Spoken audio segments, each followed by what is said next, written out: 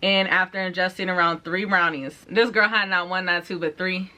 Oof. And then towards the top, it does say update. She doesn't care. At how you feel and the vibe that you get from your friend. Like if you get that vibe, like no, she was being funny, then baby, just snip snip. Well, not my mom. My mom's not like that. My mom's an angel. My mom would never talk to you like that. That's insane. You're just reading into things too much. Oh my God, bro, red flag. Leave. You're gonna be miserable for the rest of your life. I'm telling you right now, leave. Make your boys and tell me what you do. Everybody go respect the shoe, but the one in front of the gun lives forever. And I've been hustling all day. Hey, what's up guys, welcome back to my channel. Welcome to my channel. This is your first time seeing me. Hello, it's your girl Diamond Janae here on YouTube, and as you guys can tell by the title, your girl is going to be doing another Reddit Am I Overreacting? And of course today's episode is going to be episode 3. So yeah, without further ado, please do not forget to like, comment, and subscribe to your girl down below for more content like this. I do hair, I do vlogs, lifestyle, all that type of good fun stuff. So again, if you guys are into that type of stuff, of course do not hesitate to subscribe. And yeah, let's go ahead and get started, shall we? Okay, so this one, I feel like this was going to be interesting, and on top of that, I will say it is a bit on the long side, so definitely do bear with me. All right, my bad, y'all. I had to make sure your girl got the screenshot so I can post them so you guys can read along with me. I feel like a lot of you guys like that the last video as well, so I'm just gonna go ahead and keep doing that because I just feel like it just makes things easier to follow along to. Am I overreacting? Friend gave me... Can I even say that word? Yo, YouTube be mad annoying with it, but friend gave me brownies without me knowing. Y'all see the leaf emoji, y'all can figure out what she's talking about. It's brownies that gonna make you feel a certain type of way, a certain type of state of mind, okay? A certain type of under the influence, okay? That's basically what she's trying to say. My friend came over for a sleepover last night. I made food, lasagna, and she brought cupcake, brownies, and other snacks. We ate dinner, and then hours later we were snacking in bed in our PJs, watching shows and gossiping as we eat the dessert. I begun with the brownies, she started on the cupcakes. Edit, actually I had some chocolate and a cupcake before starting on the brownies, so lots of different tastes already, which could have hindered the initial bitterness. IDK if it was my period cravings, but at first it didn't taste that off to me. I was enjoying snacking without overthinking it and watching Desperate Housewives. I messed up on that detail. I started feeling off about an hour in after ingesting around 3 brownies. This girl had not 1, not 2, but 3. Oof. I started feeling off about an hour in after ingesting around 3 brownies. Luckily, I didn't like the brownies much, so I moved on to the other snack after only having those 3. It didn't occur to me at all that I was getting high until another 3 minutes later when I started to feel really messed up. I haven't smoked in about 3 months and I have never taken an edible, so I start panicking and hyperventilating, getting extremely paranoid and wondering what's going on with me. I asked her if the brownies or the cupcakes were edible. She looked shocked about my question and said, "Hell no, what's going on with you? Are you okay?" My paranoia was increasing and my head was getting so heavy that I couldn't stay awake, so I knocked out and went to sleep. Okay. Sorry, my thing is, how do you just forget that you brought weed brownies and now you're just trying to say that like, oh, like what are you talking about? They're not weed brownies.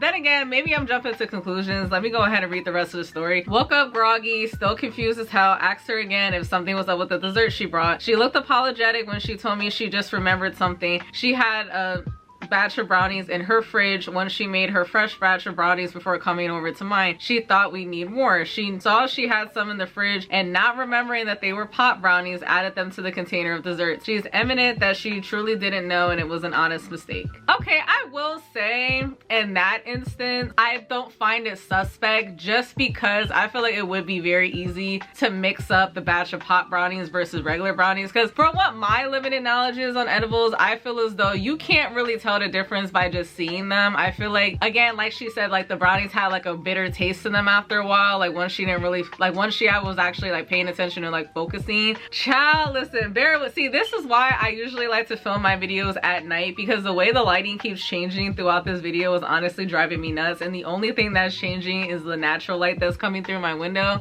But yeah, so okay, I feel like in this instance, it is really, really easy to get them mixed up if you're not really paying attention or you're not keeping track. But at the same time too, I just, especially with all the work that it goes into making edibles, to me, it's hard to believe that you just forgot that you made a batch. You know what I'm saying? Because to me, I feel as though what I would do in that situation is I would either A, just not risk it and not bring both brownies, or I would bring both trays of brownies and at least give my friends a head up and be like, hey y'all, one of these is edibles and one of these is normal. I forget which one is which, so taste at your own caution. Some type of warning like that, but just not saying anything at all. Like, I could definitely see myself, like if me and my friends had to get together and somebody brought over a tray of brownies, best believe I'm gonna get like 2 or 3 brownies and not really think too much of it until I either taste it and notice that it tastes off, or unless somebody says something. So I feel like this particular situation could have definitely ended really badly, because for everybody that stays talk about how, oh, weed is not dangerous, weed is not addictive, this, that, and the third, it is. It just takes a lot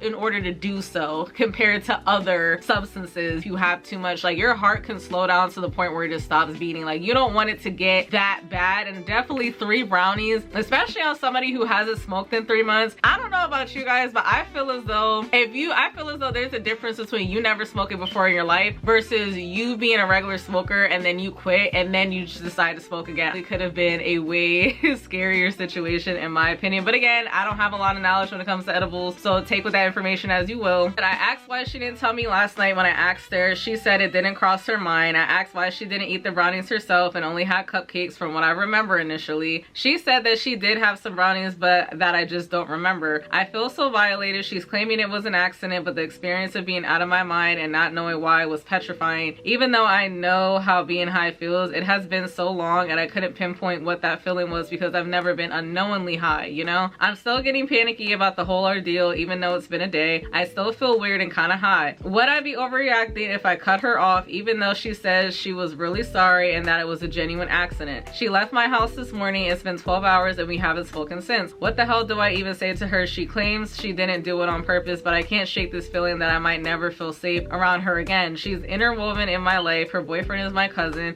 She's close to my family. I haven't spoken to my cousin or anyone else about this. I feel so icky and confused. A part of me is questioning if it was actually an accident or not, but I don't know how I'd find out for sure. Basically, she doesn't know how she'll be able to confirm it. I'm not validation seeking. I genuinely want to know if I'm tripping or not. I feel so off. Edit, she texted me just now 45 minutes after I made this post. And then towards the top it does say update, she doesn't care. I feel like my final thoughts as far as this particular situation goes, yes, your friend was absolutely in the wrong for just forgetting that she even made a batch of brownies. So at the end of the day, that is extremely dangerous.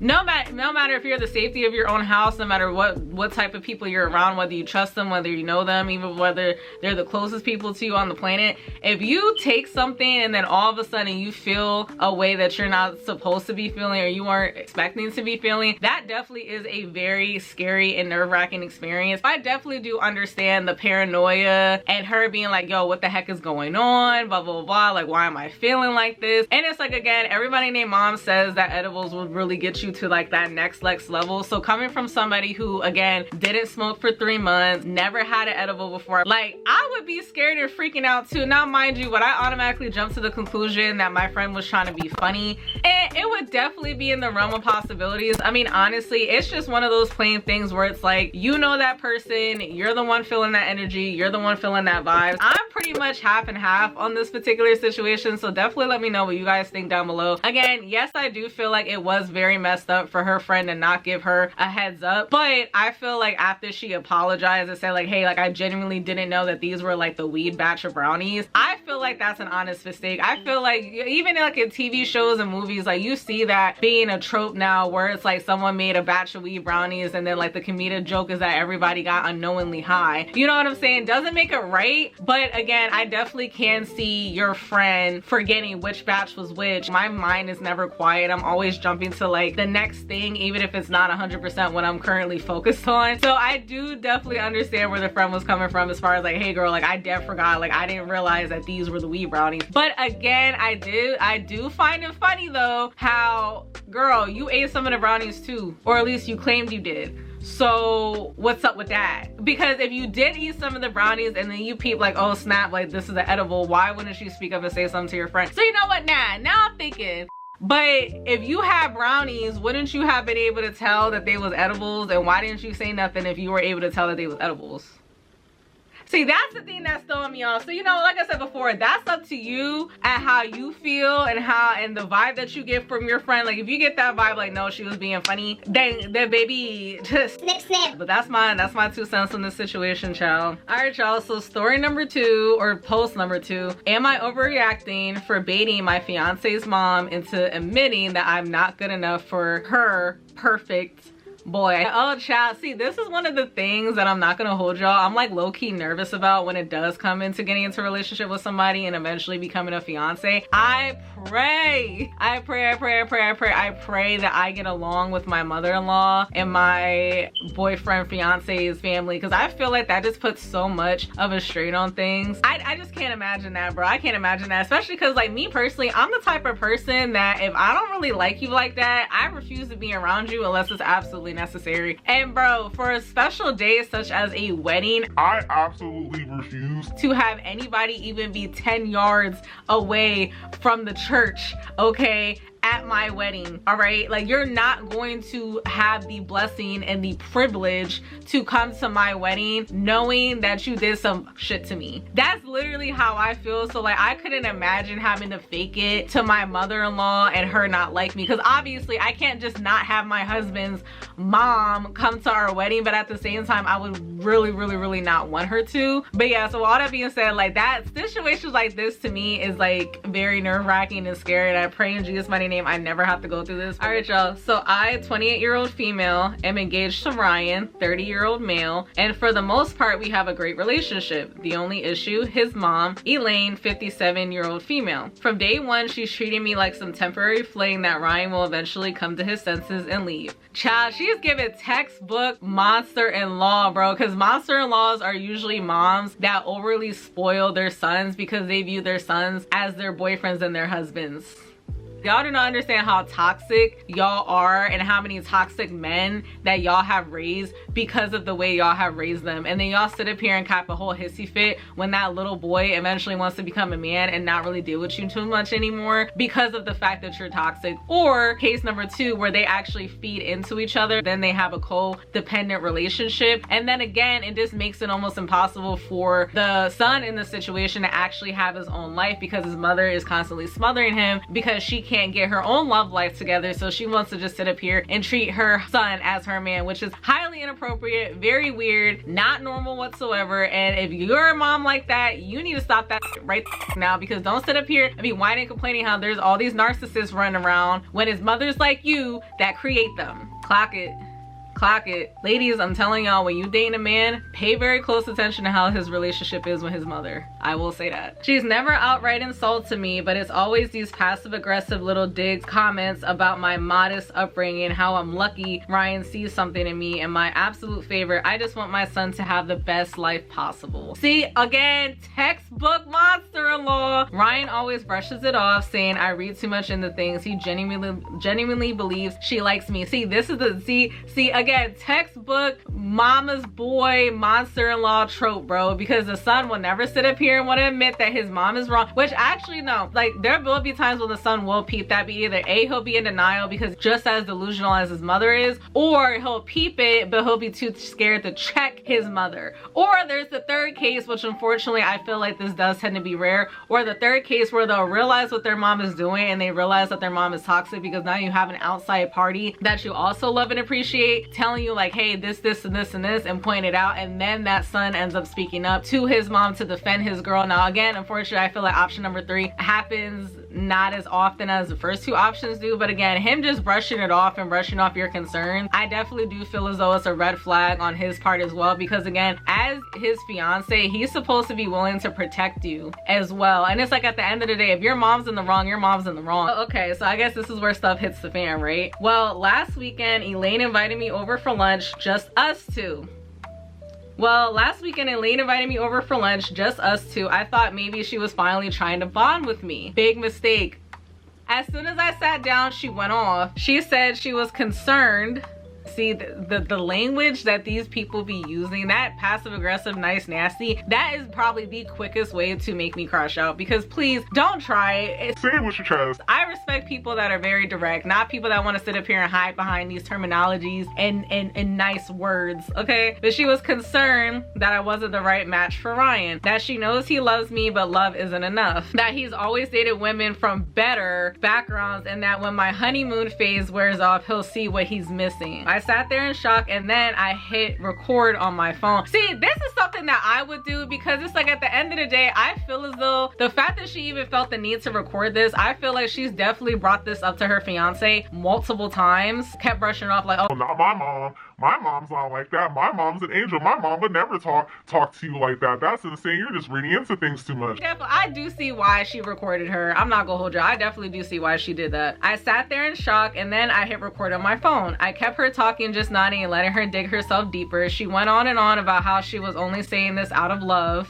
Again, another slap in the face phrase that people love to use to try to make it seem like they're not coming for you, but they're actually coming for you. She was only saying this out of love, and how Ryan needs a wife who fits into their family's social circles. Ma'am, do you fit into the family social circle? The stuff that you be, the way you be acting and talking to people, does that fit into the family social circle? Because again, there's always those situations when the mother-in-laws will be jealous of the fiance for literally no reason. The fiance would be like the sweetest person on the planet, trying to win over the mother-in-law's approval, and it just don't be working. And then eventually it just becomes to a point where the fiance just don't give a crap no more, and then just starts giving the mother-in-law that same energy back, and then all of a sudden the mother-in-law is the victim. Like, bro, I'm telling you, I've seen this trope happen so many times in movies, TV, personally. Like, bro, it's just ridiculous how some women can just be so bitter for literally no reason. She even suggested that if I truly loved him, I would step aside so he could find someone more suitable. Lady, have you lost your mind? Like, do you know who you're talking to right now? Like, I'm your son's fiance, and you're telling me to step aside so he can meet somebody better?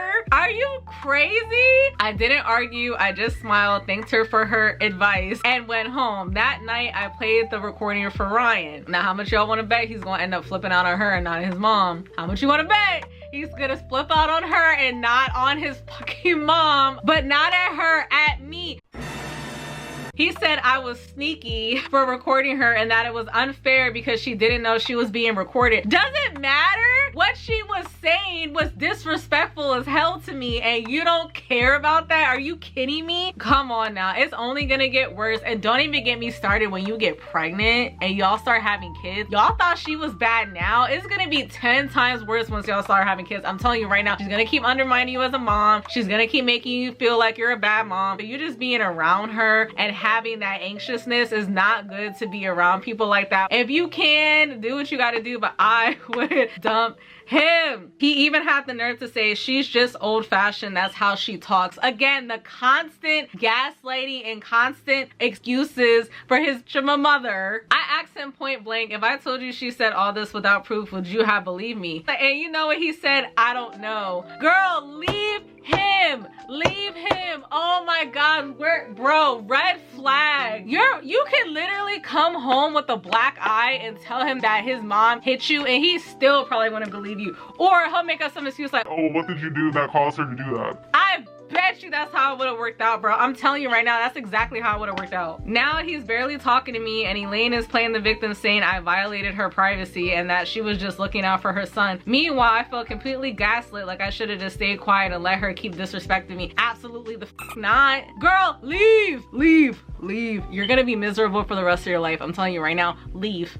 Oh yes, even the comments. Girl, WTF, why are you allowing this? 100% OP, you want to be right, but you'll never be vindicated when you're playing a rigged game. Stop trying to get anyone from the screwed family to recognize that they're wrong and you're right, and just go be right and happy far away from these manipulative snobs, there we go. Leave, he's 100% okay with his mom disrespecting you, and you deserve better. Someone else said this, red flags. Yeah, it's not going to get any better. Just save yourself from heartbreak now. now. And then this comment's a little chunky, so I'm not gonna read all of it. But basically it's saying that like, hey, you need to leave. You need to leave. Like, no girl, like you really need to leave. And I really hope and pray that you took the advice to everybody that did comment, because again, I don't know how long ago. Oh no, this is recent. Oh, this is 15 hours ago. Please leave this man. Please don't do it to yourself. Do not do it to yourself, girl, please. But yeah, y'all, so in conclusion, per usual, this in my overreacting thread is crazy. I feel like a lot of people that be writing on here are people that